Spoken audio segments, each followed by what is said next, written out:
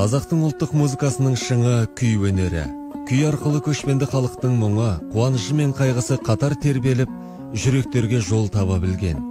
Қазақтың қандай күйшілерін білесіз деген сауал қойылған кезде, бірінші есімізге Құрманғазы Сағырбайұлының есімі түсері анық. Құрманғазы кім десек, күй атасы, халық композиторы.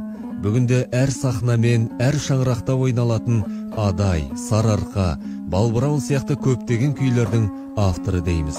Ал шындығында Құрманғазы тек күйші, өнерпаз, композитор, домбырашы ғана емес, ол азаттықтың жаршысы. Ұлы даланың еркін баласы ұлтының бар жақсы қасиетін бойына сіңіріп өскен. Ол қазақ халқы тәуелсіздікке жетсе екен деп армандап кеткен тұлға. Күйлерінде сол еркіндікті аңсаудың өрелі өрнегін көреміз. Құрманғазы Сағырбайұлының табиғи таланты, қос шекті домбыраны күмбірлетіп сөйлетудегі орындау шеберлігі тыңдаған адамды таң қалдыратын дәрежеде болған. Қазақ музыка әлеміндегі құбылыс.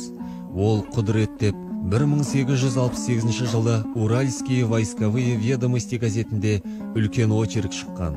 Сол жерде Сағырбаев сирек кездесетін музыкалық жан. Егер ол еуропалық білім алғанда, музыка дүниесіндегі ең үлкен жұлдыз болар еді деген сөздер, оның талантына берілген бағаның бір бөлігі ғана. Уақыт өтсе де шығармалары өзектілігін жоғалтпаған Құрманғазы Сағырбайұлының күйлері ғасырдан ғасырға ұрпаққа берілер асыл мұрамыз. Оның рухани бай шығармашылығы қазақ халқының баға жетпес қазынасы болып қала бермек.